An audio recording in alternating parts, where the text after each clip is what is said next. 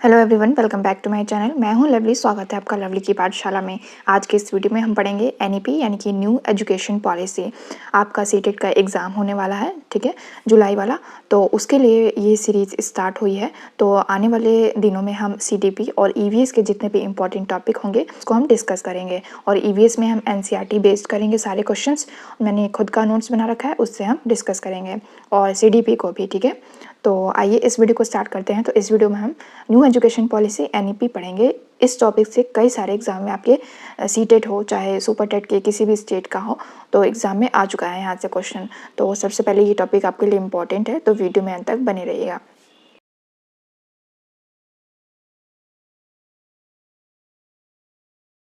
तो new education policy, इसे हम हिंदी में राष्ट्रीय शिक्षा नीति यानी कि राष्ट्रीय शिक्षा नीति 2020 कहते हैं।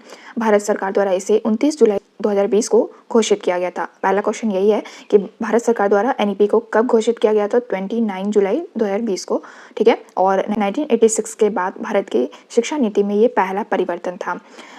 इस नीति की अध्यक्षता अंतरिक्ष वैज्ञानिक कृष्णा स्वामी के कस्तूरीरंगन की अध्यक्षता वाली समिति की रिपोर्ट के आधार पर बनाई गई थी, ठीक है। एनईपी 2020 के अंतर्गत मानव संसाधन प्रबंधन मंत्रालय यानी कि एमएचआरडी का नाम बदलकर शिक्षा मंत्रालय यानी कि एजुकेशन मिनिस्ट्री कर दिया गया था। ये ध्यान रखिएगा, ये भी इंपॉर्टेंट आपके लिए। जिसको मैं इंपॉर्टेंट कह रही हूँ वो इंपॉर्टेंट नोट कर लीजिएगा, और अपना नोट्स खुद का बनाइएगा, शॉर्ट में बना लीजिए एक पेज पे, ताकि आपको ये चीज़ें याद हो पाएँ। तो एनईपी 2020 के अंतर्गत जो है एमएचआरडी यानी कि मानव संसाधन प्रबंधन मंत्रालय के नाम बदल के शिक्षा मंत्रालय कर दिया गया था। और इसके पहले मंत्री जो थे वो रमेश पोखरियाल निशंक थे। तो ये काफ़ी इंपॉर्टेंट है आपके लिए कि न्यू एजुकेशन पॉलिसी के अंतर्गत पहले मंत्री कौन थे? तो रमेश पोखरियाल थे। और एनईपी 2020 जो है वो 1968 एवं 1986 के बाद स्वतंत्र भारत की एक तीसरी शिक्षा नीति थी, ठीक है। तो ये भी ध्यान रखिए कि ये एनईपी 2020 जो है वो स्वतंत्र भारत की तीसरी शिक्षा नीति है। पहला जो था 1968 में था, दूसरा 1986 में था, और तीसरा जो है वो 2020। एनईपी 2020 के अंतर्गत केंद्र एवं राज्य सरकार के सहयोग से शिक्षा क्षेत्र पर जीडीपी यानी कि ग्रॉस डोमेस्टिक प्रोडक्ट के 6% हिस्से का लक्ष्य रखा गया था, ठीक है। तो जीडीपी का कितना परसेंट शिक्षा के ऊपर था? तो 6% था। यहाँ से भी क्वेश्चन आपका आ सकता है। एनईपी के वर्तमान में 10+2 के शैक्षणिक मॉडल के स्थान पर शैक्षिक पाठ्यक्रम को 5+3+3+4 पे के आधार पर विभाजित किया गया था। स्टार्टिंग में जब एनईपी लागू हुई थी तो आप जानते होंगे कि 5-3-3-4 पे इसको नए मॉडल पे इसको एनईपी 2020 को रखा गया है। लेकिन सब कोई इसका डिटेल नहीं जान रहा था कि ये 5+3+3+4 मॉडल है क्या। तो इसको हम डिटेल में जानते हैं। तो देखिए, पहला 5 साल जो होगा उसको हम 2 भागों में विभाजित किए हैं। पहला 3 साल और दूसरा 2 साल। तो पहला जो 3 साल है वो आंगनवाड़ी यानी कि प्री स्कूल इसे कहा गया है। और ध्यान रखिएगा, ये जो 5 ईयर है इसको हम फेडरेशन स्टेज कहते हैं, ठीक है। और जो 2 साल है उसमें अभ्यर्थी फर्स्ट और सेकंड कंप्लीट करेगा। इसमें अभ्यर्थी की एज जो होगी वो 6 से लेके 8 तक होगी, यानी कि 6 से 8 साल का बच्चा 1 और 2 क्लास पढ़ लेगा। और 3 साल जो है आंगनवाड़ी में बच्चा रहेगा। इसमें एलकेजी, यूकेजी और प्री स्कूल तीनों इंक्लूड रहेगा। नेक्स्ट जो 3 ईयर है उसको हम प्रिपरेटरी स्टेज कहते हैं। इसमें बच्चे की आयु जो होगी वो 8 से लेकर 11 वर्ष की होगी, और इसमें अभ्यर्थी 3rd, 4th और 5th तीनों क्लास पढ़ेगा। नेक्स्ट जो 3 ईयर है उसे हम मिडिल स्टेज कहेंगे, ठीक है। और इसमें जो बच्चा होगा वो 6th, 7th और 8th क्लास पढ़ेगा। इसमें अभ्यर्थी को जो एज होगी वो 11 से लेके 14 साल होगी, और इसमें कोडिंग एक्टिविटी भी अभ्यर्थियों को सिखाया जाएगा। तो बहुत ही इंपॉर्टेंट है। इसके अंदर से भी क्वेश्चन आ जाता है कि जो शैक्षणिक मॉडल है 5-3-3-4 उसमें जो 3 ईयर का है उसमें प्रिपरेटरी स्टेज में बच्चे की आयु कितनी होगी ऐसे पूछ लेता है, और उसमें कौन से क्लास में बच्चा पढ़ेगा। तो इस तरीके से आपका क्वेश्चन बनता है, ठीक है। तो ध्यान से देखिएगा कि कौन से एज में कौन से स्टेज में बच्चा रहेगा और कौन से क्लास उस स्टेज में पढ़ेगा। और नेक्स्ट जो 4 ईयर है उसको हम सेकेंडरी स्टेज कहेंगे। इसमें बच्चे की आयु जो होगी वो 14 से 18 वर्ष की होगी, और इसमें बच्चा जो है वो 9th, 10th, 11th और 12th पढ़ेगा 4 साल में, ठीक है। तो ये थी 5+3+3+4 मॉडल, जो कि एनईपी 2020 के अंतर्गत विभाजित किया गया है। तो आई होप ये समझ में आ गया होगा आपको। एज याद रखिएगा, कौन से क्लास से कौन से क्लास तक बच्चा उस स्टेज में पढ़ेगा, और उस स्टेज का नाम क्या है, ठीक है। तो ये 3 चीज़ आपको याद रखने हैं। तो 18 साल तक बच्चा अपना स्कूलिंग कंप्लीट कर लेगा, ठीक है।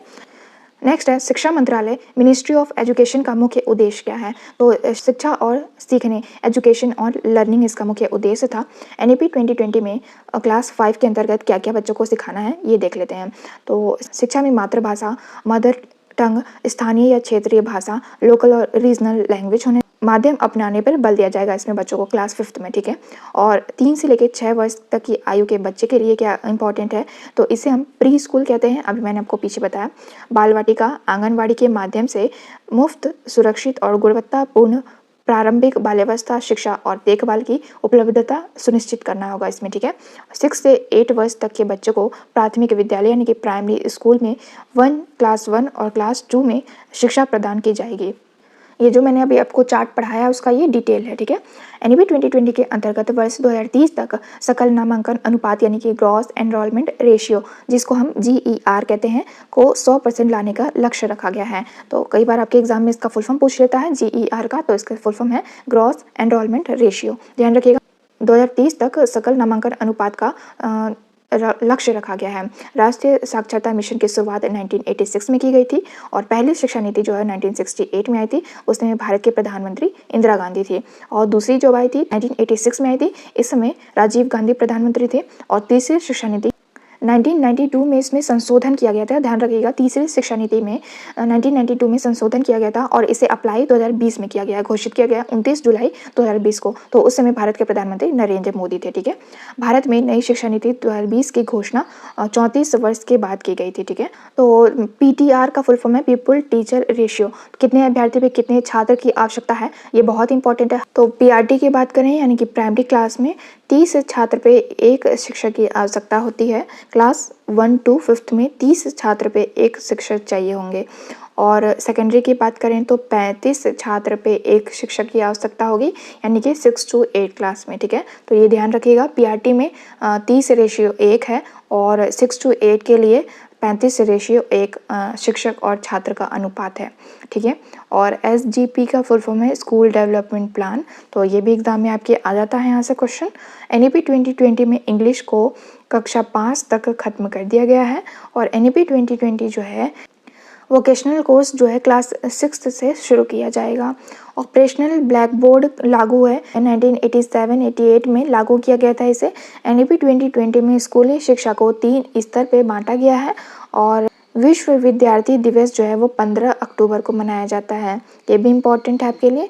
3 लैंग्वेज जो है वो स्टेट UT डिसाइड करेगी, लेकिन इसमें से 2 भाषा जो है वो भारतीय होनी चाहिए।